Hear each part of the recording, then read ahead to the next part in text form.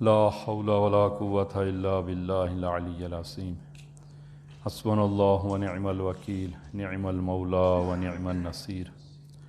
أعوذ بالله من الشيطان الرجيم بسم الله الرحمن الرحيم الحمد لله رب العالمين بارئ الخلائق أجمعين ثم الصلاة والسلام على حبيبه ونبيه وحافظ سره ومبلغ رسالاته سیدنا و مولانا ابی القاسم محمد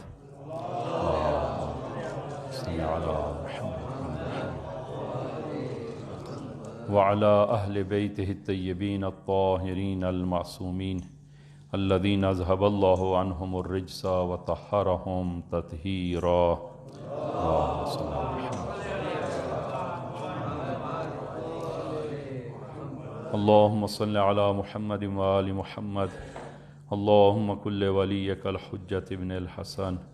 صلواتك عليه وعلى آبائه في هذه الساعة وفي كل ساعة وليا وحافظا وقائدا وناصرا ودليلا وعينا حتى تسكنه أرضك طوعا وتمتعه فيها طويلا بحق محمد وآلہ الطاہرین اما بعد قال اللہ تبارک و تعالی بسم اللہ الرحمن الرحیم یا ایہا الذین آمنوا اذا نکحتم المؤمنات ثم طلقتموہن من قبل ان تمسوہن فما لکم علیہن من عدت تعتدونها فمتعوہن وسرحوہن سراحا جمیلا اوصیکم و نفسی بتقوی اللہ۔ عزیزان، خطبہ اول میں اپنے آپ کو اور آپ عزیزان کو تقوی الہی کی وصیت کرتا ہوں کہ انشاءاللہ خداوند عالم یہ تقوی ہم سب کو عنایت فرمائے۔ گزشتہ ہماری بات سورہ احزاب میں اور آج سورہ احزاب کی آیہ نمبر 49 آپ عزیزان کی خدمت میں تلاوت کی ہے کہ ارشاد خداوندی ہوتا ہے یا ایھا الذین آمنوا، اے ایمان والو، اے لوگو جو ایمان لائے ہو، اذا نکحتم المؤمنات، جب تم مومن عورتوں سے نکاح کرو، ثم طلقتموہن من قبل ان تمسوہن، اور پھر انہیں ہاتھ لگانے سے پہلے طلاق دے دو، فما لکم علیہن من عدت تعتدونہا، تو تمہاری طرف سے ان پر کوئی عدت لازم نہیں ہے جس کے پورا ہونے کا تم مطالبہ کر سکو، فمتعوہن وسرحوہن سراحا جمیلا، اور انہیں کچھ مال دو اور بھلے طریقے سے رخصت کر دو۔ اس سورہ مبارکہ سورہ احزاب کی ابتدا میں بھی طلاق کا مسئلہ زیر بحث آیا اور زید بن حارث اور زینب بنت جحش کی ازدواج اور طلاق کا مسئلہ اسی سورہ کی ابتدا میں بیان ہوا، اور پھر دوبارہ سورہ احزاب کی آیہ نمبر 49 میں خداوند عالم نے طلاق کے اس حکم کو دوبارہ پھر بیان فرمایا۔ تو بطور مقدمہ عرض کریں کہ ممکن ہے کہ میاں اور بیوی کے درمیان مختلف وجوہات کی بنا پر سازگاری نہ ہو سکے اور ان کے درمیان نباہ نہ ہو سکے، اور وہ ایک دوسرے سے جدا اگر ہونا چاہیں اور جدا ہوئیں، تو جب جدائی اور طلاق تک بات جا پہنچے تو اس صورت میں خاتون طلاق لینے کے بعد وہ عدت گزارتی ہے۔ البتہ بعض موارد میں عدت کا گزارنا لازم نہیں ہے، کہ وہ عرض کریں گے کہ بعض موارد میں عدت ہے اور بعض موارد میں عدت نہیں ہے۔ تو عدت سے مراد یہ ہے کہ جن موارد میں طلاق کے بعد خاتون کو عدت گزارنا لازم ہے، تو عدت سے مراد یہ ہے کہ وہ ایک معین وقت ہے کہ اس وقت میں اس دوران وہ خاتون کسی دوسرے مرد کے ساتھ شادی نہیں کر سکتی، اور وہ مدت گزرنے کے بعد پھر خاتون کسی اور سے وہ ازدواج اور شادی کر سکتی ہے۔ عدت کے حوالے سے کچھ لوگوں کا ایک غلط تصور وہ موجود ہے کہ وہ اور یہ اشتباہ ہے کہ بعض لوگ جو ہے وہ اس اشتباہ کا شکار ہوتے ہیں کہ عدت گزارنے کی علت کیا ہے، وجہ کیا ہے۔ کہ اگر بعض لوگ فقط خیال یہی کرتے ہیں کہ فقط اور فقط عدت گزارنے کی علت اور سبب یہ ہے تاکہ اگر خاتون اپنے شوہر سے وہ حاملہ ہو اور بچے دار ہو تو ایسی صورت میں عدت گزارنے کے بعد معلوم ہو جائے گا کہ یہ خاتون حاملہ ہے یا حاملہ نہیں ہے، اور کچھ مدت کے بعد جب بچے کی کہ وہ آثار ظاہر ہو جائیں گے اور بچہ متولد ہو جائے گا تو اس صورت میں معلوم ہو سکے کہ اس کا باپ کون ہے۔ تو عدت کی جو اہم ترین وجہ اور سبب جو ہے وہ یہ ہے تاکہ خاتون کے بارے میں علم ہو سکے کہ خاتون وہ صاحب فرزند ہے، بچے دار ہے یا نہیں ہے، اور کہیں ایسا نہ ہو کہ عدت گزارے بغیر دوسری شادی کر لے تو اس صورت میں معلوم نہ ہو سکے کہ اس کا باپ کون ہے بچے کا۔ تو عدت کی فقط اور فقط علت یہی ہے۔ تو عزیزاً یہ اشتباہ ہے، اگرچہ عدت کی گزارنے کی علل میں سے ایک اہم ترین سبب وہ یہ ہے، لیکن پورا سبب یہ نہیں ہے، اور بھی کچھ حکمتیں ہیں جو اس عدت گزارنے پر وہ مترتب ہیں، اور کچھ حکمتیں ہیں کہ جس کی بنا پر وہ عدت گزاری جاتی ہے۔ تو فقط فرزند کی تشخیص یا حمل کی تشخیص فقط علت نہیں ہے، اور کچھ اور دلائل بھی ہیں کہ ان میں سے ایک دلیل اس کی وہ عاطفی اور احساساتی پہلو بھی ہے۔ عدت گزارنے میں ایک احساساتی اور عاطفی پہلو بھی ہے، اور وہ یہ ہے کہ خاتون کو طلاق ہو جانے کے بعد جب خاتون اپنے شوہر کے گھر ہو اور اس کو طلاق ہو جائے تو طلاق ہونے کے بعد وہ اپنے شوہر کے گھر میں ہی عدت کو گزارے۔ البتہ یہ اسلام کا حکم کہ ظاہراً جو ہے وہ لگتا ہے ایسا ہے کہ کہیں پر بھی اس حکم کی تعمیل نہیں ہوتی، اس حکم کو پورا نہیں کیا جاتا، اور عام طور پر یہی ہوتا ہے کہ خاتون کو پہلے اس کے والدین اور میکے بھیجتے ہیں، اور جب خاتون اپنے میکے چلی جاتی ہے تو بعد میں اس کو طلاق دے دی جاتی ہے، جبکہ اسلام میں یہ سراسر غلط ہے۔ اگرچہ اس حکم پر کہیں پر بھی عمل نہیں ہوتا۔ طلاق کی اقسام میں سے ایک قسم ہے طلاق رجعی اور ایک قسم ہے طلاق بائن۔ طلاق بائن کا معنی یہ ہے کہ خاتون کو جو ہی طلاق ہوتی ہے تو اس کے لیے عدت گزارنا لازم نہیں ہے، وہ فوراً وہ نکاح کر سکتی ہے۔ لیکن طلاق رجعی میں کہ شوہر سے طلاق لینے کے بعد خاتون پر عدت کا گزارنا لازم اور ضروری ہے، اور وہ عدت 3 طہر ہیں، 3 پاکیاں ہیں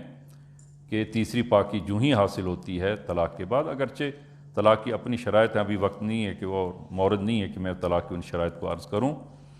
تو تیسرے طہر کے بعد فوراً خاتون کی وہ عدت تمام ہو جاتی ہے کہ وہ عام طور پر 3 ماہ کم و بیش کہ ممکن ہے کہ یہ 3 طہر 3 ماہ سے پہلے حاصل ہو جائیں، اور ممکن ہے کہ یہ 3 طہر اور 3 پاکیاں وہ 3 ماہ کے کچھ مزید 2-4 اوپر دن جو ہے وہ یہ پاکی حاصل ہو جائے، تو ملا 3 پاکیاں ہیں۔ تو اس عدت رجعی کے دوران یہ خاتون حکم زوجیت میں ہے، اور شوہر کے لیے اپنی زوجہ کو گھر سے نکالنا قطعاً اور شرعاً جائز نہیں ہے۔ خاتون اس عدت رجعی میں وہ اپنے شوہر کے گھر اس عدت کو گزارے، اور شوہر پر مسکن بھی واجب ہے، اس کی شان کے مطابق وہ مکان جہاں پر وہ زندگی گزار سکے اور عدت گزار سکے وہی شوہر کا گھر اس کی شان کے مطابق وہ، اور زوج پر نان و نفقہ بھی وہ اس عدت کی مدت میں شوہر پر نان و نفقہ بھی واجب ہے، اور شوہر وہ اپنی زوجہ رجعی کو جس کو طلاق دی ہے اس کو اپنے گھر سے نہیں نکال سکتا، شرعاً جائز نہیں ہے۔ اور اس کی حکمت یہ ہے اس عدت کی کہ خاتون اس مدت میں وہ اپنے شوہر کے گھر ہی عدت گزارے۔ کیوں؟ اس لیے کہ ممکن ہے کہ اس عدت کے دوران وہ ان دونوں کے درمیان دوبارہ سے مہر و محبت پیدا ہو جائے، دونوں کے درمیان جو اشتباہات ہیں وہ برطرف ہو جائیں، دور ہو جائیں، اور ان کے درمیان جو مشکلات تھیں وہ دور ہو جائیں، اور وہ دوبارہ پھر شوہر آسانی کے ساتھ رجوع کر سکے۔ اور شوہر کے لیے اس صورت میں رجوع کرنا بھی آسان ہے، اور اگر شوہر رجوع کرتا ہے تو اس صورت میں دوبارہ کسی عقد کی ضرورت نہیں۔ اگر عدت کے دوران شوہر رجوع کر لے تو پھر کسی عقد کی ضرورت نہیں، وہی جو پہلے اس کا عقد ہے وہی عقد جو ہے وہ بحال ہے، اور یہ ایک درمیان میں جو ایک مدت وہ تھی یہ کل عدم شمار ہوگی۔ تو من جملہ طلاق کی اور طلاق میں جو عدت کی حکمتیں ہیں ان میں سے ایک حکمت یہ بھی ہے تاکہ اس عدت کی مدت میں خاتون اپنے شوہر کے گھر ہی وہ عدت گزارے، اور ممکن ہے کہ اس مدت میں وہ ان دونوں کے مابین دوبارہ الفت اور محبت پیدا ہو جائے، اور وہ دوبارہ اسی زوجیت کے عقد میں اور زوجیت میں واپس آ جائیں۔ خوب، یہ تو ہے یعنی من جملہ عدت کی حکمتوں میں سے ایک حکمت ہے۔ البتہ وہ دوسری جو میں نے عرض کی ہے کہ تشخیص ولد، بچے کی اور حمل کی تشخیص من جملہ اس کی اہم ترین حکمتوں میں سے ایک حکمت ہے، لیکن فقط حکمت وہ نہیں ہے، اس لیے کہ بعض روشن فکر لوگ وہ یہ خیال کرتے ہیں کہ جب حکمت یہ ہے تاکہ بچے کے بارے میں معلوم ہو سکے خاتون حاملہ ہے یا حاملہ نہیں ہے، تو آج کے جدید دور میں کہ میڈیکل آپ جو ہے وہ ٹیسٹ کروائیں، سونوگرافی کروائیں، اور سونوگرافی سے اگر معلوم ہو جائے کہ خاتون حاملہ نہیں ہے تو پھر عدت گزارنے کی کیا ضرورت؟ پھر عدت ضروری نہیں ہے، پھر عدت ضروری نہیں ہے، نہ ایسا نہیں ہے، عدت گزارنا ضروری ہے۔ حتیٰ اگر وہ خاتون معلوم ہو جائے کہ حاملہ نہیں ہے تب بھی عدت کا گزارنا لازم اور ضروری ہے، اس لیے کہ فقط اس کی علت فقط وہ نہیں ہے کہ بچے کی تشخیص ہو سکے، اور بھی حکمتیں ہیں۔ لہذا ایک عام طور پر بعض لوگ جو ہے وہ اشتباہ کرتے ہیں اور روشن فکری کا جو ہے وہ زیادہ مظاہرہ جو ہے وہ کیا جاتا ہے، یہ ہے طلاق رجعی میں۔ دوسری ایک طلاق من جملہ طلاق کی اقسام میں سے ایک طلاق بائن ہے۔ طلاق بائن کی بھی آگے اقسام ہیں، تو جو اس آیہ مبارکہ میں جو خداوند عالم نے جس کو بیان فرمایا ہے ہم اسی کو فقط جو ہے وہ بیان کرتے ہیں اور عرض کرتے ہیں کہ اگر خاتون کا نکاح ہو،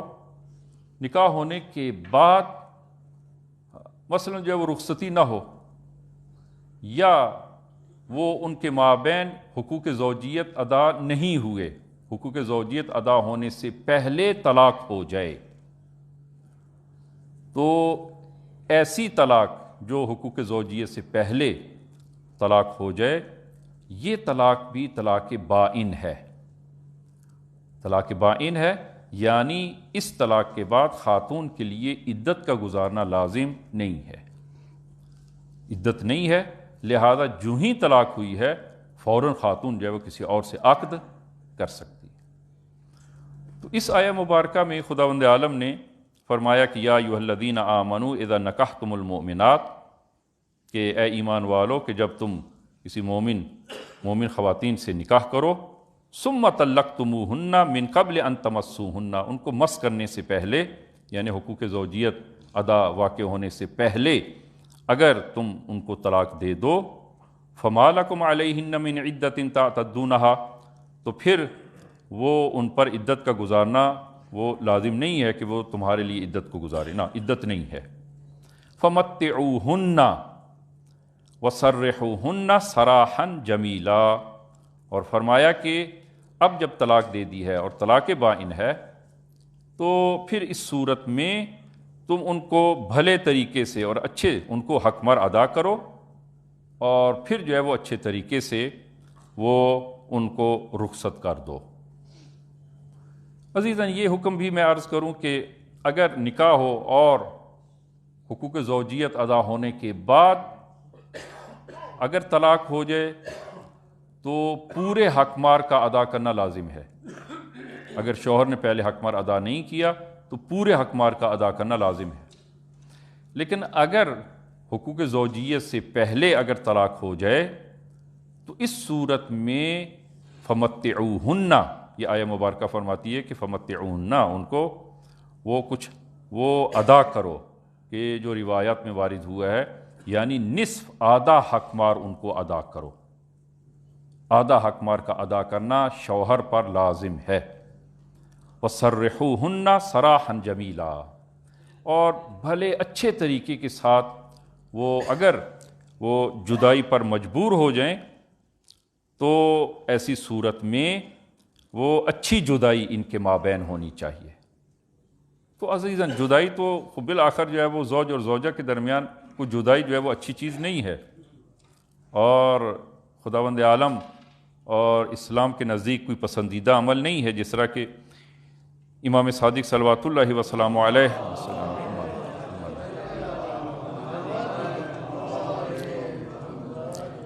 آپ فرماتے ہیں کہ تزوجوا ولا تطلقوا، ازدواج کریں، شادی کریں، طلاق نہ دیں. ولا تطلقوا فإن الطلاق يهتز منه العرش، طلاق سے عرش الہی ہل جاتا ہے، عرش الہی ہل جاتا ہے. لیکن اگر انسان مجبور ہو، خود بالآخر جو ہے وہ زوج اور زوجہ، جس طرح کہ ابتدائی اسلام میں بھی، رسول خدا کے دور میں بھی کچھ طلاقیں واقع ہوئی ہیں، لیکن جب طلاق پر نوبت آ جائے تو پھر یہ طلاق پھر اچھے طریقے سے ہونی چاہیے. ہمارے معاشرے میں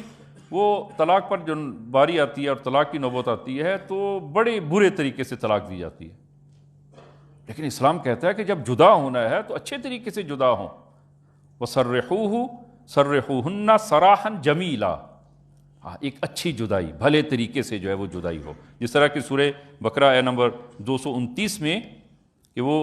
طولانی اور لمبی آیت ہے، کہ ابتدا میں الطلاق مرتان، طلاق 2 مرتبہ، کہ جس کے بعد آپ رجوع جو ہے وہ کر سکتے ہیں، وہ 2 مرتبہ ہے. اور تیسری مرتبہ جو ہی 2 مرتبہ طلاق دی اور رجوع کیا ہے تو تیسری مرتبہ پھر طلاق بائن ہو جائے گی. تو الطلاق مرتان فامساکم بمعروف او تسریح باحسان، فرمایا کہ 2 بار، وہ طلاق 2 بار ہے. پھر یا تو شائستہ طور پر عورتوں کو اپنی زوجیت میں رکھ لیا جائے، اور یا پھر اچھے پیرائی میں انہیں رخصت کیا جائے. اچھے پیرائی میں ان کو رخصت کریں، یعنی ان کا حق مار جو ہے وہ، اگر کامل حق مار کی وہ حقدار ہیں، کامل حق مار ان کو دیا جائے، اور حق مار ادا، یا بعض موارد میں آدھا حق مار ہے، ان کا آدھا حق مار جو ان کو ادا کیا جائے، اور پھر وہ اچھے طریقے سے ان سے وہ جدائی جو ہے وہ حاصل کی جائے. کہ برے طریقے سے جدائی کیسے ہو سکتی ہے؟ جس طرح کے معاشرے میں آپ ملاحظہ کریں کہ برے طریقے سے کبھی ایسا ہوتا ہے کہ وہ ایک دوسرے کو ناسزا جو ہے وہ کہا جاتا ہے. ممکن ہے کہ ایک دوسرے پر جو ہے وہ مار پیٹ کی باری آئے یا حق تلفی جو ہے وہ کی جائے. تو قرآن فرماتا ہے او تصریح باحسان، یعنی اچھے طریقے کے ساتھ اور انصاف کے ساتھ. وہ اگر طلاق ہوتی ہے انصاف کے ساتھ ہونا چاہیے. اور میں ہمیشہ یہ عرض کرتا ہوں کہ اگر طلاق کا مورد آتا ہے اور آپ یعنی البتہ فوری طلاق کا انسان فیصلہ نہ کرے، اور سوچنے کے بعد اور جب دیکھے کہ دونوں کے درمیان نباہ ممکن نہیں ہے، تو پھر وہ طلاق دینے میں ہٹ دھرمی سے شوہر کام نہ لے. بعض اوقات جو ہے وہ خانوادے، وہ مشکلات ایسی پیش آتی ہیں کہ میرے پاس جو ہے وہ آتے ہیں لوگ، وہ ایسی مشکلات پیش آتی ہیں کہ خاتون جو ہے وہ طلاق لینا چاہتی ہے، ان کے درمیان جو ہے وہ مفاہمت نہیں ہو سکی، زندگی جو ہے وہ نہیں گزار سکتے ایک دوسرے کے ساتھ، اور طلاق کی باری آتی ہے. خوب ادھر سے جو ہے وہ اصرار ہے طلاق دی جائے، ادھر سے جو ہے وہ شوہر طلاق نہیں دیتا، اور بڑے مسائل جو ہے وہ پیش آتے ہیں، اور ایک دوسرے کو نیچا دکھایا جاتا ہے، ایک دوسرے کو نیچا دکھانے کی کوشش کی جاتی ہے. یہ درست نہیں ہے کہ وہ ایک دوسرے کو نیچا دکھایا جائے. اگر اچھی طرح نباہ نہیں ہوتا، خوب پیار و محبت کے ساتھ اور صلح و دوستی کے ساتھ ایک دوسرے سے جدا ہو جائے، ایک دوسرے سے جدا ہو جائے. اگرچہ عزیزاً یہ طلاق اچھا عمل نہیں ہے، لیکن بعض موارد میں انسان ناگزیر ہو جاتا ہے. لیکن ہمیں دیکھنا یہ ہے کہ بالآخر بعض اوقات ایسے مواقع بھی پیش آئے ہیں، ایسے مورد بھی پیش آئے ہیں کہ نکاح کو 1 سال ہوئے 2 سال ہوئے ہیں اور جو ہے وہ طلاق کی نوبت آ گئی ہے، آ جاتے ہیں کہ جی طلاق جو ہے وہ جاری کرنی ہے۔ ان مشکلات کو دیکھا جائے، عوامل کو دیکھا جائے کہ بالآخر کہ اب پہلے کی نسبت طلاق کی نسبت بڑھ گئی ہے، معاشرے میں بہت زیادہ ہو گئی۔ ابھی مجھے حقیقت نہیں معلوم کہ تقریباً جو ہے وہ ظاہراً کہ ہر 10 وہ شادیوں میں 3-4 طلاق کی نوبت آ جاتی ہے، 3-4 طلاقیں، 4 طلاقیں حتماً ہیں۔ طلاق کی نسبت جو ہے وہ بڑھ گئی ہے۔ ان کے عوامل کو دیکھا جائے کہ اس کے عوامل کیا ہیں تاکہ ان کو برطرف کیا جائے۔ میں چند ایک عوامل اور پھر جو اسلام میں ایک پسندیدہ گھرانہ ہے اور ایک پسندیدہ گھرانے کی خصوصیات کیا ہیں، چند ایک وہ آپ عزیزان کی خدمت میں جو عرض کروں گا کہ عزیزان طلاق کے مختلف عوامل ہیں، بہت سارے عوامل ہیں۔ ان میں سے ایک عامل کہ بے جا توقعات، زوجہ کی اپنے زوج سے بے جا توقعات ہیں، اسی طرح زوج کی اپنی زوجہ سے بے جا توقعات ہیں۔ یہ بے جا توقعات نہیں ہونی چاہیے ایک دوسرے کے ساتھ، اور وہ توقعات جب انسان بے جا توقعات کو رکھتا ہے ایک دوسرے سے تو نتیجہ کیا نکلتا ہے؟ زندگی میں وہ محبت باقی نہیں رہتی، اور ایسی صورت میں اور یہ توقعات بھی ایسی ہیں کہ جو ظاہراً جو ہے وہ ایک لامحدود قسم کی توقعات ہوتی ہیں، بعض اوقات جو ہے وہ دیکھنے میں آتا ہے۔ اور دوسری چیز جو ہے وہ رقابت یعنی کہ دوسروں کی دیکھا دیکھی، کہ مثلا جو ہے وہ فلاں نے شادی کی ہے اور وہ ہمارے خاندان میں وہ کس طرح رہ رہے ہیں اور رفاہانہ ان کی زندگی ہے، تو ہماری زندگی جو ہے وہ پھر ایسی کیوں نہ ہو۔ جہاں سے توقعات دوسروں کی دیکھا دیکھی اور توقعات جو ہے وہ پیدا ہوتی ہیں، اور پھر توقعات جب پوری نہیں ہوتی وہاں پر وہ میاں اور بیوی کے درمیان وہ ایک خلا آنا شروع ہوتا ہے۔ تو پہلی بات تو یہ کہ انسان کو یہ معلوم ہونا چاہیے کہ ہر انسان ہر چیز کا مالک نہیں ہو سکتا۔ انسان اپنی اس وہ حیثیت اور مقام کے اندر رہتے ہوئے جو ایک حقیقت و واقعیت ہے اس کے اندر رہتے ہوئے ایک دوسرے سے توقعات رکھیں، اس سے زیادہ توقعات نہ رکھی جائیں۔ اسی طرح یہ بے جا توقعات جو ہیں اس کا نتیجہ جو ہے وہ کیا نکلتا ہے، اور یہ کہاں سے پیدا ہوتی ہیں؟ دوسروں سے وہ دیکھا دیکھی، دوسروں کے ساتھ جو ہے وہ انسان مقابلہ جب کرتا ہے، وہ عام اصطلاح میں ایک اصطلاح، البتہ وہ لفظ شاید اردو میں بھی ریس کرنا، ایک دوسرے سے مقابلہ بازی جو ہے وہ دوسروں کی دیکھا دیکھی، چشم ہم چشمی جو ہے وہ فارسی میں کہا جاتا ہے، چشم ہم چشمی۔ یا انسان میں اعتماد نفس نہیں ہے، شوہر میں بیوی میں اعتماد نفس نہیں ہے، وہاں پر جو ہے یہ شروع ہو جاتی ہیں بے جا توقعات۔ اسی طرح جو ہے وہ عدم تربیت، خانوادگی تربیت ہی نہیں ہے، نہ شوہر کی ہے نہ بیوی کی ہے۔ اسی طرح قناعت کا نہ ہونا، زندگی میں قناعت نہیں ہے۔ اسی طرح جو ہے وہ بعض اوقات زوج اور زوجہ جو ایک دوسرے کے مناسب نہیں ہے، ان کی شادی ہو جائے، وہاں پر مشکلات پیدا ہونا شروع ہو جاتی ہیں۔ تو یہ ازدواج سے پہلے دیکھا جائے کہ یہ لڑکا اور لڑکی جن کی شادی ہو رہی ہے یہ ایک دوسرے کے مناسب بھی ہیں یا مناسب نہیں ہیں۔ اور اسی طرح جو ہے وہ آج کل جو ہے وہ تبلیغات کا دور تو بہت زیادہ ہے، اور تبلیغات جو ہے وہ انسان جو ہے وہ مختلف یہ میڈیا پر جو تبلیغات اور وہ چیزیں جو دکھائی جاتی ہیں اور دوسروں کے گھرانوں کو گھروں کو دکھایا جاتا ہے، وہاں سے بے جا توقعات آنا شروع ہو جاتی ہیں۔ اسی طرح ضعف اعتقادی، اعتقاد انسان کی ایمان اور اعتقاد ضعیف ہے، وہاں سے جو ہے یہ پیدا ہونا شروع ہوتی ہیں۔ تو عزیزاً یہ پہلی چیز جو ہے وہ بے جا توقعات، یہ زوج اور زوجہ کے درمیان، میاں اور بیوی کے درمیان بے جا توقعات نہیں ہونی چاہیے۔ ایک دوسری قسم جو ہے وہ دوسرا سبب وہ تنوع طلبی۔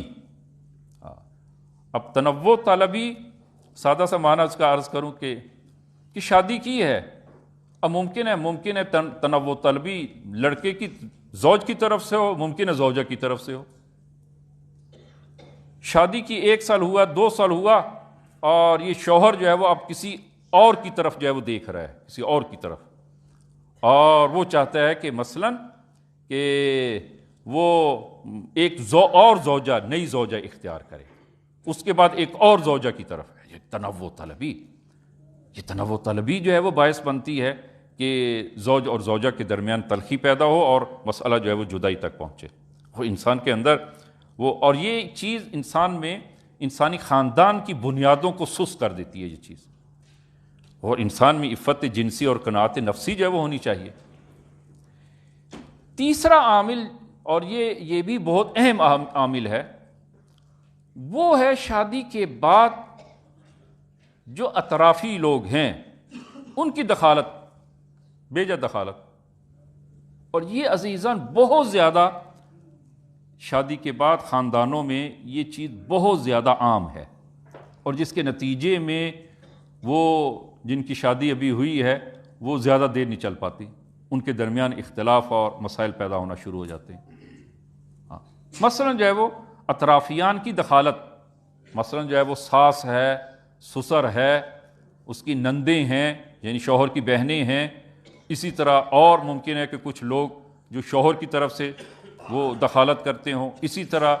وہ خاتون کی طرف سے وہ دخالت کرنے والے لوگ جو ہے وہ اس کی ماں ہے، اس کی بہنیں ہیں، اور دیگر اور بہت سارے جو ہے وہ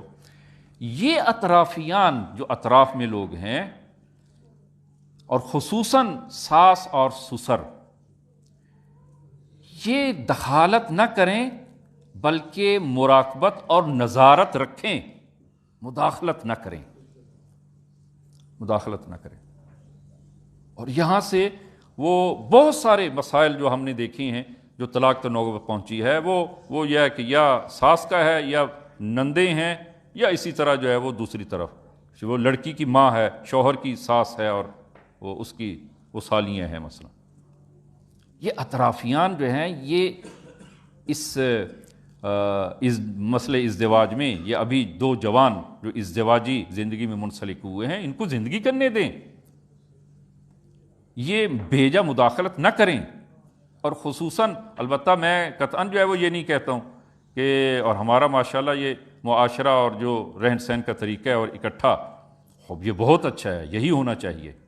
لیکن اس میں کچھ جو مسائل پیش آتے ہیں ان کو حل کیا جائے، ان کو حل کیا جائے۔ عام طور پر یہ ہوتا ہے کہ خاتون کو بیاہ کر لاتے ہیں، اور بیاہ کر لانے کے بعد گھر کے سارے کام اس کے سپرد ہوتے ہیں، سارے کام۔ وہ ساس کہ جو بہو لانے سے پہلے گھر کے وہ کام وہ خود کرتی ہے، یا مثلا جو ہے وہ گھر میں دوسرے افراد ہیں وہ مل جل کر سب وہ امور کو تقسیم کیے اور کام کرتے ہیں،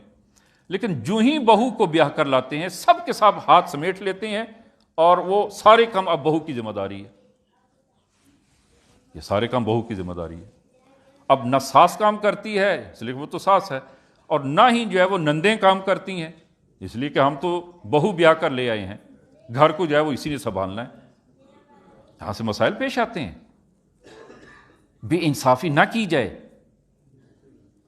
یعنی یہ چیزیں، کچھ چیزیں ایسی ہیں کہ جو میرے مشاہدے میں ہیں، کہ ماں اپنی بیٹی کو فون کر کے پوچھتی ہے کہ کیا کر رہی ہو؟ کپڑے دھو رہی ہوں، آگ لگائیں ان کے کپڑوں کو۔ بہو کے اپنی بیٹی کے بارے میں آپ یہ خیال رکھتی ہیں، آپ کا عقیدہ یہ ہے، تو اپنی بہو کے بارے میں یہ عقیدہ رکھیں، بے انصافی نہ کی جائے۔ یہ اطرافیان کی مداخلت ہے کہ جو نتیجے میں اس میاں اور بیوی کے درمیان اختلاف پیدا ہونا شروع ہوتا ہے۔ البتہ میں نوجوانوں کی خدمت میں بھی عرض کروں گا کہ البتہ بس جو ہے وہ ہماری کہیں ایسا نہ ہو کہ ایک پہلو جو ہے وہ ناقص رہ جائے۔ ماں کا مقام اپنا مقام ہے، ماں کی مقام و عزت میں وہ ذرا برابر فرق نہیں آنا چاہیے، لیکن گھر کو چلانے کے لیے، گھر کی سربراہی کے لیے وہ بالآخر جو ہے کچھ اقدامات کرنے ہوتے ہیں۔ شوہر یعنی اس وقت شادی کرے، لڑکا اس وقت شادی جو ہے وہ اس کے قابل ہے کہ جب وہ ایک خاندان کو چلانے کی صلاحیت رکھتا ہو۔ وہ ایسا نہ ہو کہ وہ چھوٹے بچوں کی طرح جو ماں سے منسلک ہے، کہ جو بات ہے شادی کے بعد بھی یہ ماں سے پوچھیں، جو بات ہے یہ ماں سے پوچھیں، نہ ایسا نہیں ہے۔ آپ نے شادی کی ہے، ازدواج کی ہے، آپ کی ذمہ داری ہے ایک زوجہ، اور آپ نے گھر کو چلانا ہے۔ لہذا اطرافیان کی مداخلت جو ہے وہ کسی صورت میں، آپ ملاحظہ فرمائیں کہ رسول گرامی اسلام صلی اللہ علیہ وآلہ وسلم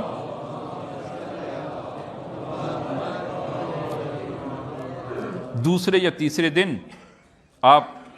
حضرت زہرا کے گھر تشریف لاتے ہیں اور امیر المومنین سے پوچھتے ہیں کہ علی تم نے اپنی زوجہ کو کیسے پایا؟ تو امیر المومنین کا جو جواب تھا، فرمایا کہ نعم العون علی طاعت اللہ، یا رسول اللہ میں نے زہرا کو خدا کی عبادت میں اور خدا کی اطاعت میں بہترین معاون اور مددگار پایا ہے۔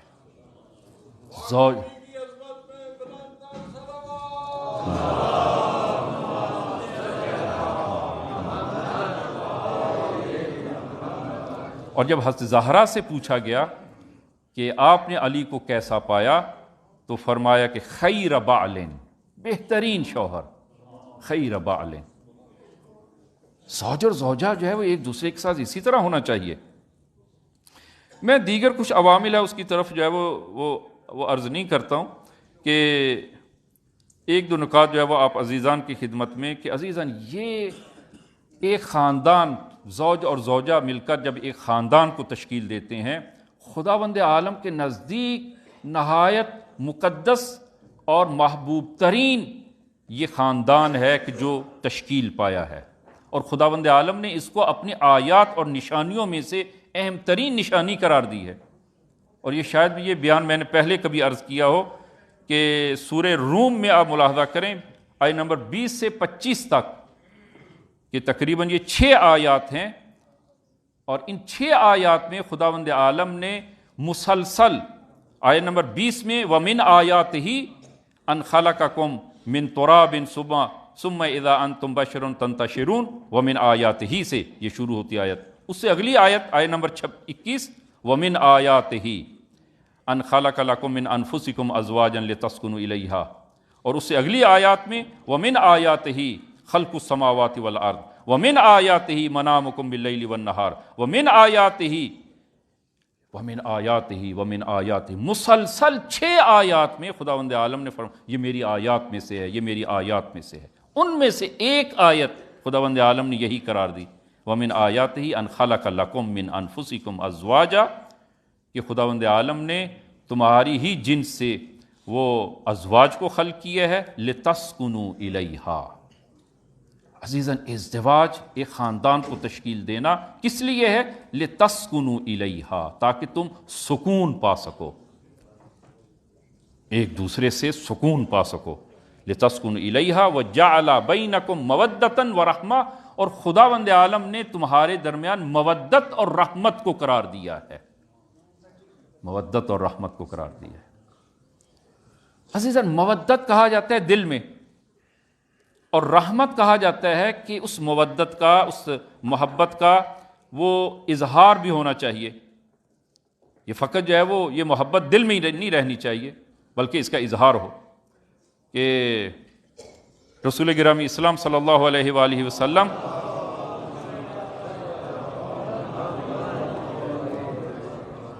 امام صادق کی خدمت میں شخص حاضر ہوتے ہیں، یا جبنا رسول اللہ، کہ کہیں سے ایک شخص گزرتا ہے امام کے ساتھ، ایک اور صحابی ہے، تو اس نے عرض کیا یا ابن رسول اللہ، مجھے اس شخص سے، یہ ابھی جو گزرا ہے، اس سے بڑی محبت ہے۔ تو امام نے فرمایا کہ رسول خدا، میرے جد رسول خدا نے فرمایا کہ اذا احب احدکم اخاہ فلیعلمہ، کہ جب انسان کو کسی سے محبت ہو، کسی بھائی سے محبت ہے، کسی مومن سے محبت ہے، تو اس کا اعلان بھی کرے، اسے بتائے بھی، اعلان یعنی محبت فقط دل میں ہی نہ رکھے، اس کا اعلان بھی کرے۔ انسان کو اپنی اولاد سے محبت ہے، اس کا اظہار بھی کرے، اظہار بھی لازم ہے۔ زوجہ سے محبت ہے، اس کا اظہار بھی کرے۔ اور یہ حدیث آپ ملاحظہ فرمائیں کہ رسول گرامی اسلام صلی اللہ علیہ وآلہ وسلم سے یہ حدیث ہے، فرمایا کہ قول الرجل للمرأة، کہ مرد جو ہے وہ اپنی خاتون سے، اپنی زوجہ سے جو ہے وہ جب یہ کہتا ہے کہ انی احبک کا، کہ میں تم سے محبت رکھتا ہوں اور مجھے تم سے محبت ہے، لا یذهب من قلبها ابدا، اور اس کے دل میں یہ بات کبھی بھی ختم نہیں ہوتی، اس کے دل میں وہ بات نقش ہو جاتی ہے، نقش ہو جاتی ہے، اس کا اظہار کرے، فقط دل میں نہ رکھے۔ لہذا قرآن میں خداوند عالم نے فرمایا کہ ہم نے وہ مودت اور محبت دونوں ہم نے جو ہے وہ ان کے دلوں میں قرار دی ہیں۔ ایک چیز جو ہے وہ کہ یہ 6 آیات میں خداوند عالم نے ومن آیاتہ فرمایا کہ تمہاری ہی جنس سے وہ ہم نے خلق کیا ہے، لتسکنوا الیہا، تاکہ تم سکون پا سکو۔ عزیزاً، یہ اسلام کی نگاہ میں ایک خاندان کی اہمیت کیا ہے، اس کو ملاحظہ کریں کہ سورہ طور آیہ نمبر 21، میں اس کو ایک قصے کی شکل میں جو ہے وہ عرض کروں آپ عزیزان کی خدمت میں۔ سورہ طور آیہ نمبر 21 کہ جب محشر برپا ہوگا اور تمام اولین و آخرین جب اس میدان محشر میں اکٹھے ہوں گے تو حساب کتاب ہوگا، اور اہل بہشت میں، تو ایک شخص جو ہے وہ بڑی جلدی سے بہشت میں جو ہے وہ آ جائے گا۔ خوب جب وہ بہشت کے دروازے پہ پہنچے گا تو اپنے دائیں بائیں دیکھے گا، پیچھے مڑ کے دیکھے گا۔ فرشتے کہیں گے کیا دیکھ رہے ہو میاں، آپ جائیں جنت میں، جنت کے دروازے آپ کے لیے کھلے ہیں، جو ہے وہ بسم اللہ آپ داخل ہوں۔ کہے گا کہ میرے بیوی بچے کہاں ہیں،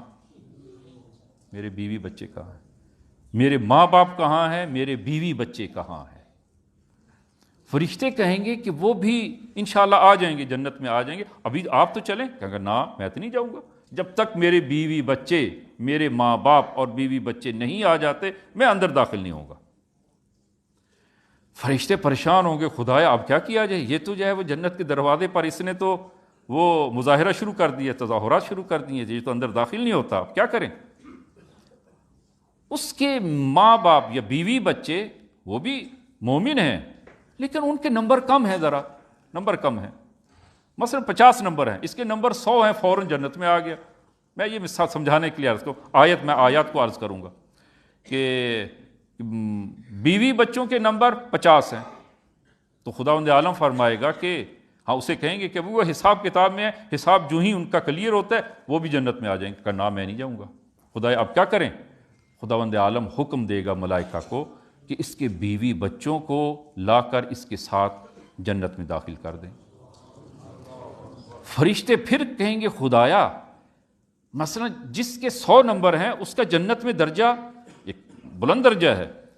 اور جس کے 50 ہیں اس کا درجہ ذرا کم ہوگا، خود درجات ہیں جنت میں بھی، تو خدایا کیا کریں، اس مومن کے 100 نمبروں سے کچھ کم کر کے اس کے بیوی بچوں کو دیں، اور تاکہ سب کے نمبر برابر ہو جائیں، اور پھر جنت میں ایک ہی درجے میں ان کو داخل کریں۔ تو خداوند عالم فرمائے گا نا، ان کے بیوی بچوں کے اس کے نمبر کم نہیں کرنے، اس کے بیوی بچوں کے نمبر بڑھا کر ان کو اس کے ساتھ جنت میں داخل کرنا۔ اور یہی ہوگا۔ اب جو ہے وہ اس کو آپ ملاحظہ فرمائیں کہ والدین، میرے والدین کہاں ہیں، میرے بیوی بچے کہاں، ان کو آیات میں آپ ملاحظہ فرمائیں۔ سورہ غافر، سورہ مومن آیہ نمبر 8، ربنا وادخلہم جنات عدن التی وعدتہم، خدائے ان کو وہ جنت جن کا تو نے وعدہ کیا ان سے، ان میں داخل فرما، ومن صلح من آبائہم وازواجہم وذریاتہم، اور ان کے آباء و اجداد کو، وازواجہم ان کی زوجات کو، وذریاتہم اور ان کی ذریت اور اولاد کو ان کے ساتھ جنت میں داخل کر دیں۔ یہ ملائکہ دعا کریں گے، انک انت العزیز الحکیم۔ یہ سورہ غافر، سورہ مومن آیہ نمبر 8، اور سورہ طور آیہ نمبر 21، یہ جو میں نے قصہ عرض کیا ہے اس کو آپ ملاحظہ فرمائیں قرآن میں کہ والذین آمنوا، وہ لوگ جو ایمان لائے، واتبعتہم ذریتہم، اور ان کی ذریت نے بھی ان کی اتباع کی، یعنی کہ ان کی ذریت بھی مومن ہے، وہ کافر نہیں ہے، وہ بھی مومن ہیں، الحقنا بہم ذریتہم، قیامت میں ہم ان کی ذریت کو ان کے ساتھ ملحق کر دیں گے. ہاں، ان کی ذریت کو ان کے ساتھ ملحق کر دیں گے. خدا ان کے نمبر، اس مومن کے نمبر کم کریں گے نا. وما التناہم من عملہم من شیء، اور ان کے عمل سے کوئی چیز کم نہیں کریں گے، کوئی چیز کم نہیں کریں گے. ان کے بیوی بچوں کے نمبر اگر کم ہے وہ بڑھا کر اس کے ساتھ جنت میں داخل کر دیں. یہ ایک الہی خاندان، الہی خاندان. اور ایسے خاندان کی شرائط کیا ہیں، ایسے خاندان کے اصول کیا ہیں، وہ کن اصول پر اپنی ازدواجی زندگی کی بنیاد رکھیں اور پھر جو ہے وہ آخر میں آگے لے کر چلیں. ہاں، ایک اور قصہ آپ ملاحظہ فرمائیں کہ یہ کیسے اس مقام پہ پہنچے کہ قیامت میں اہل جنت میں اور اہل دوزخ میں. اہل دوزخ بھی ایک دوسرے سے بات چیت کریں گے، اہل جنت بھی آپس میں گپ لگائیں گے. اہل جہنم سے بات بھی کریں گے. قرآن میں ذکر ہے جنت والے جہنم والوں سے بات کریں گے، جہنم والے جنت والوں سے بات کریں گے. یہ جو اہل سعادت، اہل بہشت ہیں، یہ آپس میں اکٹھے ملیں گے، ایک دوسرے کی زیارت کریں گے، ایک دوسرے کو دعوت دیں گے. تو اکٹھے جب مل بیٹھیں گے، جس طرح کہ ابھی جو ہے وہ بزرگان، البتہ ادھر تو کم ہے، بہرحال بہت کم ہے کہ بزرگ جو ہیں وہ شام کو پارک میں اکٹھے مل کر جو ہے وہ گپ لگا رہے ہوتے ہیں. وہاں پر بھی جو ہے وہ گپ لگائیں گے. وہاں البتہ بوڑھا نہیں جائے گا، سب جوان جائیں گے جنت میں. کوئی بوڑھا جنت میں نہیں جائے گا، سب جوان جائیں گے جنت میں. البتہ بوڑھے جوان ہو کر جنت میں جائیں گے، بوڑھا نہیں ہوگا کوئی وہاں. تو گپ لگائیں گے. ان کی گپ کیا ہوگی، ان کی گپ کیا ہوگی؟ ان کی گپ جو ہے وہ کہ یہ ایک دوسرے سے پوچھیں گے تم کیسے جنتی ہوئے، تم نے کیا کیا جنتی ہوئے. تو جواب میں کہیں گے کہ سورہ طور آیت نمبر 25 میں فرمایا وَأَقْبَلَ بَعْضُهُمْ عَلَى بَعْضٍ يَتَسَاءَلُونَ، یہ ایک دوسرے سے ملیں گے، بیٹھیں گے اور ایک دوسرے سے سوال کریں گے کہ تم کیسے اہل بہشت ہوئے ہو. تو آیت نمبر 26 میں فرمایا وَقَالُوا إِنَّا كُنَّا قَبْلُ فِي أَهْلِنَا مُشْفِقِينَ، ہم دنیا میں اپنی اہل و اولاد کے ساتھ، اپنی زوجہ کے ساتھ، اپنی بیوی بچوں کے ساتھ مشفق تھے اور ان کی ہمیشہ فکر میں ہوتے تھے، ان کی فکر میں ہوتے تھے. جس طرح کہ جو ہے وہ دنیا میں ان کی دنیا کی فکر میں تھے، ان کی آخرت کی فکر میں ہوتے تھے. یہ ایک دوسرے کی فکر میں ہوں، زوج اور زوجہ. اور وہی کلام امیر المومنین کہ آپ نے حضرت زہرا کو کیسے پایا،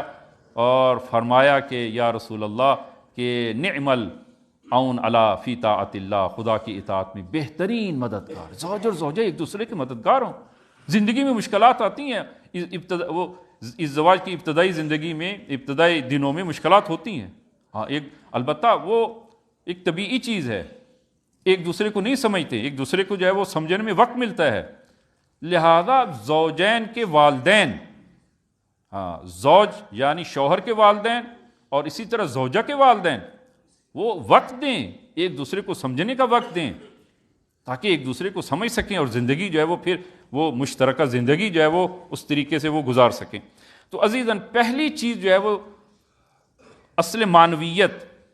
ایک خاندان کے درمیان زوج اور زوجہ کہ جہاں پر ایک دوسرے کے لیے وہ مادی ضروریات کو مہیا کرتے ہیں، وہ اس خاندان کے درمیان وہ معنویت ہونی چاہیے.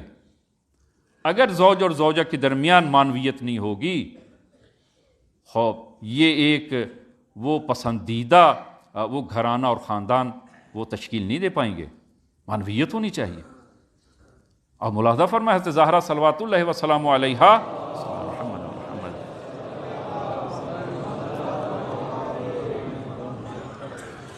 کہ جب امیر المومنین کے گھر تشریف لاتی ہیں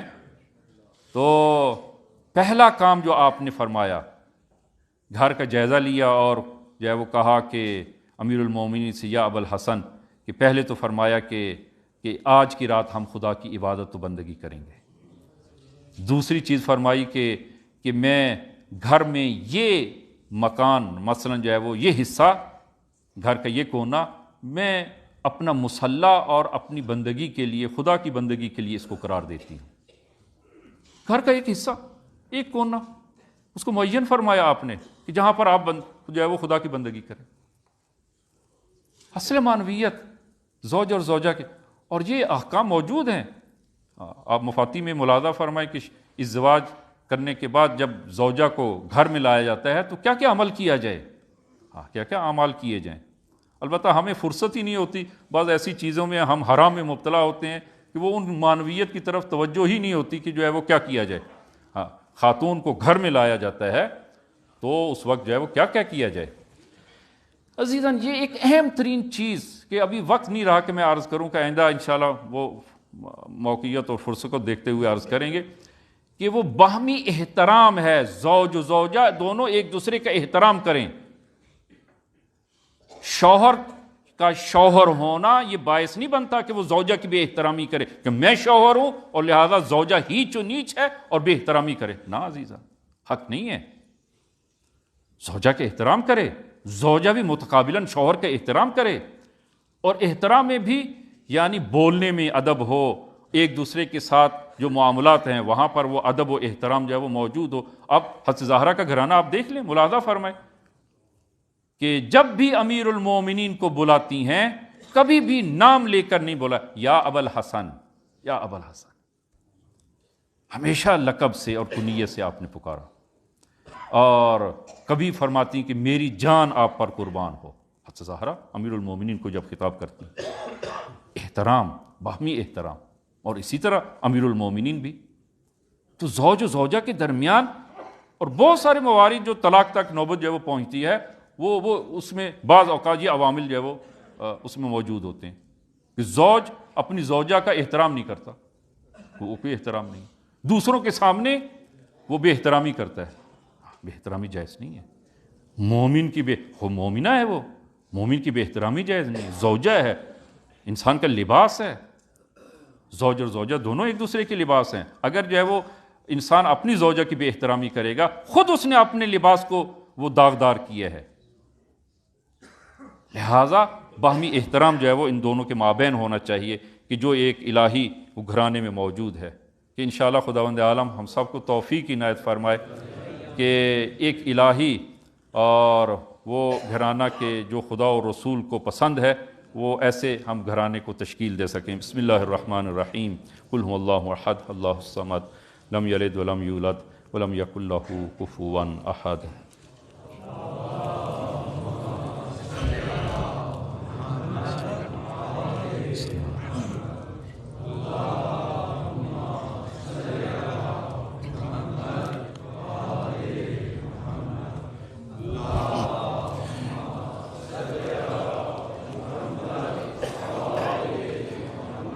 بسم اللہ الرحمن الرحیم، الحمدللہ رب العالمین،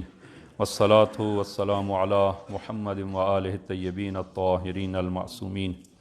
اللہم صلی علی محمد المصطفیٰ، اللہم صلی علی علی المرتضیٰ، اللہم صلی علی فاطمة الزہراء، اللہم صلی علی الحسن المجتبیٰ، اللہم صلی علی الحسین شہید بکربلا، اللہم صلی علی علی بن الحسین،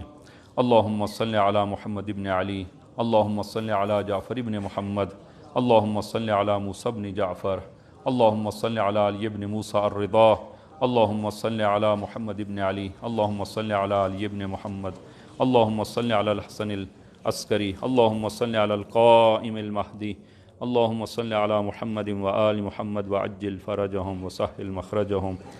اوصیکم ونفسی بتقوی اللہ۔ عزیزاً خطبہ دوم میں بھی اپنے آپ کو اور آپ عزیزان کو تقوی الہی کی وصیت کرتا ہوں کہ انشاءاللہ خداوند عالم یہ تقوی ہم سب کو عنایت فرمائے۔ تو ہم عرض کر رہے تھے کہ ایک الہی خاندان تشکیل جو وہ دیا جائے، اور ایک خاندان کے درمیان وہ معنویت ہونی چاہیے، اور اگر جو معنویت نہیں ہوگی تو اس گھر میں اطمینان و سکون نہیں ہوگا، اور اس گھر سے جو اولاد متولد ہوگی، پیدا ہوگی، وہ بھی اس اولاد میں بھی آپ زیادہ کوئی توقع نہ رکھیں۔ اگر ایک باپ یا ماں اگر وہ نماز کی، روزے کی، دین کی پابند نہیں ہے تو وہ اولاد سے کیسے توقع رکھے گا وہ باپ کہ وہ دین کی پابند ہو؟ اس صورت میں ہی اولاد پابند ہوگی کہ جب باپ گھر میں دین کا مقید ہو اور نماز کا مقید ہو، قرآن کا مقید ہو، دینداری خود بچوں کے سامنے خوب دیندار ہو باپ، تو تب جو ہے وہ اولاد وہاں جا کر وہ ایک دیندار اور ایک وہ الہی وہ خاندان کی صورت میں۔ آپ اس قصے کو ملاحظہ فرمائیں کہ ابو الاسود الدؤلی بہت بڑا شاعر تھا، اور جس نے وہ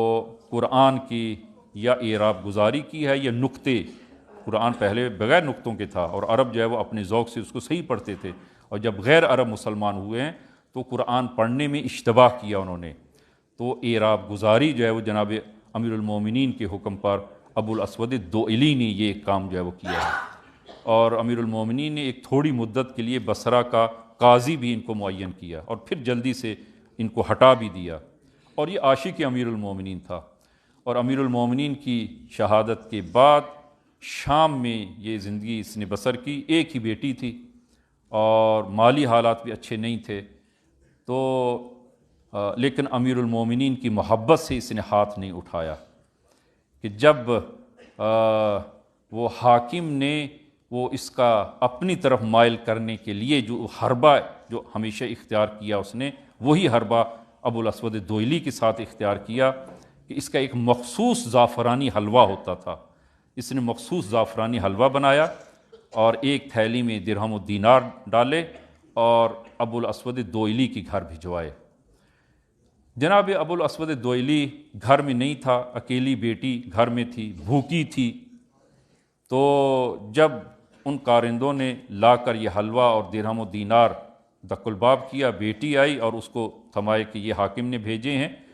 تو بیٹی بھوکی تھی، فوراً اس نے وہ حلوہ اٹھایا اور اپنے منہ میں ڈالا۔ اتنے میں جناب ابو الاسود الدؤلی پہنچتے ہیں اور دیکھا کہ یہ تو حاکم نے بھیجا ہے،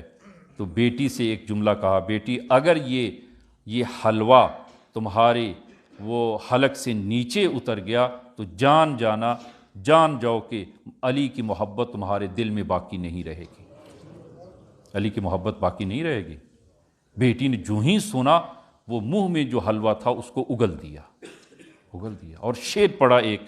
کہ نبی علیہ کا احساباً و دینا و مولانا امیر المؤمنین، کیا ہم اپنے دین کو، اپنے حسب و نسب کو اور اپنے دین کو وہ بیچ دیں گے؟ اس حلوے اور دینار کے بدلے میں ہم اپنا دین بیچ دیں؟ مولانا امیر المؤمنین، جبکہ ہمارے مولا امیر المؤمنین ہیں۔ ابی الشہد المضعفری یبن ہند معاذ اللہ کیف یکون ھذا، یہ جو وہ زعفرانی حلوہ ہے، اس زعفرانی حلوے سے اے حاکم تم یہ سمجھتے ہو کہ ہم اپنا دین بیچ ڈالیں گے؟ فرمایا کہ معاذ اللہ کیف یکون ھذا، ہرگز ایسا نہیں ہو سکتا کہ ہم اپنا دین وہ بیچ دیں اور امیر المومنین کی محبت ہمارے دل میں باقی نہ رہے۔ عزیزاً، ایک الہی گھرانہ جب تشکیل پاتا ہے ایسے بچے وجود میں آتے ہیں۔ آخری نقطہ میں عزیزان کی خدمت میں، کہ وقت نہیں رہا کہ کچھ اور چیزیں میں نے عرض کرنی تھیں، کہ ایک تو یہ ہے کہ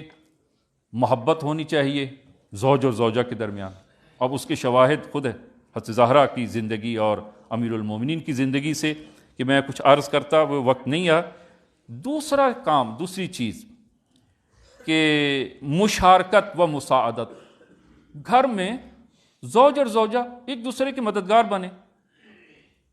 البتہ عام طور پر یہ کیا جاتا ہوتا ہے، ہاں سننے میں آتا ہے، مجھے بھی سننے میں یہ چیزیں بہت ساری ایسی پیش آئی ہیں، وہی ہوتی ہیں۔ شوہر گھر میں آتا ہے، بیوی جو ہے وہ گھر کے سارے کام جو ہے وہ اسی کے ذمے ہیں۔ اب شوہر آ کر اس کا ہاتھ بٹاتا ہے تو کیا کہا جاتا ہے؟ یہ رن مرید ہو گیا، یہ رن مرید ہو گیا۔ عزیزاً نا، اب وقت نہیں رہا کہ میں حدیث بیان کرتا، اور تفصیلی حدیث ہے، اور اس سے زیادہ ثواب آور حدیث میں نے نہیں دیکھی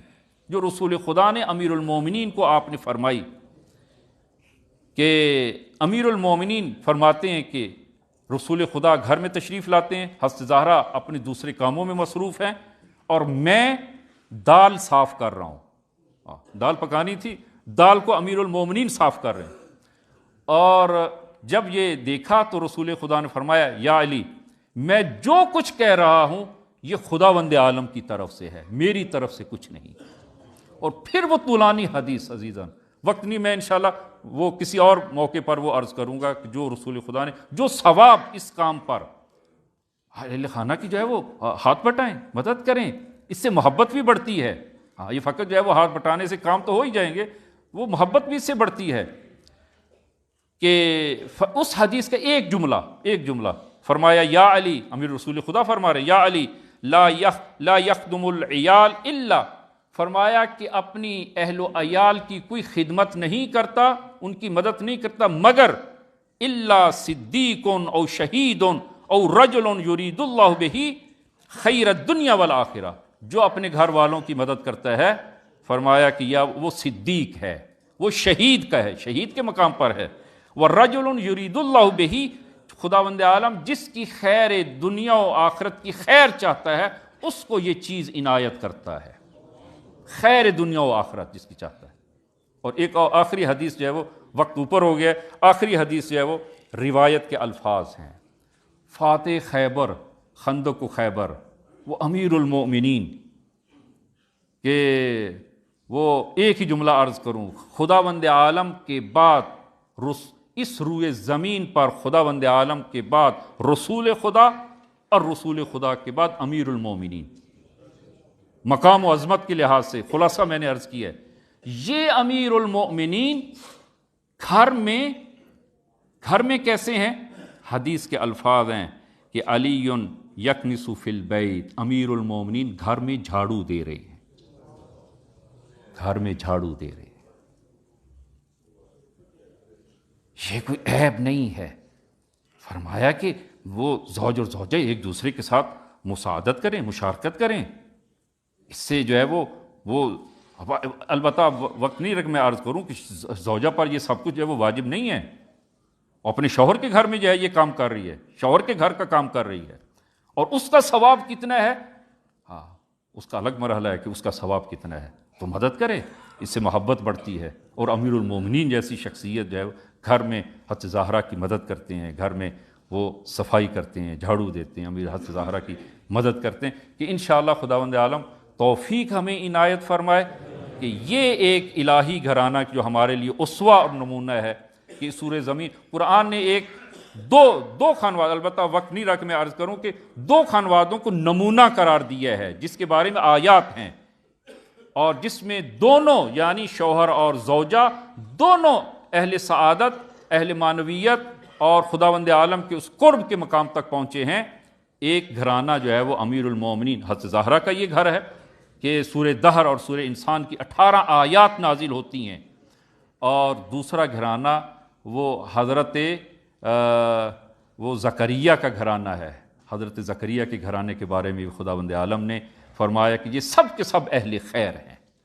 سب کے سب اہل خیر ہیں، کہ انشاءاللہ خداوند عالم ہم سب کو یہ توفیق عنایت فرمائے۔ خدایا بحق امام زمان کے ظہور میں تعجیل فرما، ہم سب کو ان کے یار و انصار میں محشور فرما۔ خدایا بحق زہرا کہ یہ ایک الہی گھرانہ جو امیر المومنین اور حضرت زہرا کا یہ الہی گھرانہ ہے، خدایا کہ ہم سب کو ایسے ہی گھرانے بنانے کی توفیق عنایت فرما، اور امیر المومنین اور حضرت زہرا کی سیرت اور یہ اسوہ ہم سب کو عنایت فرما۔ خدایا وطن عزیز کو استحکام عنایت فرما، اور خصوصاً ہمارے نوجوان ان کو دین و دنیا میں وہ کامیاب اور موفق فرما۔ بسم اللہ الرحمن الرحیم۔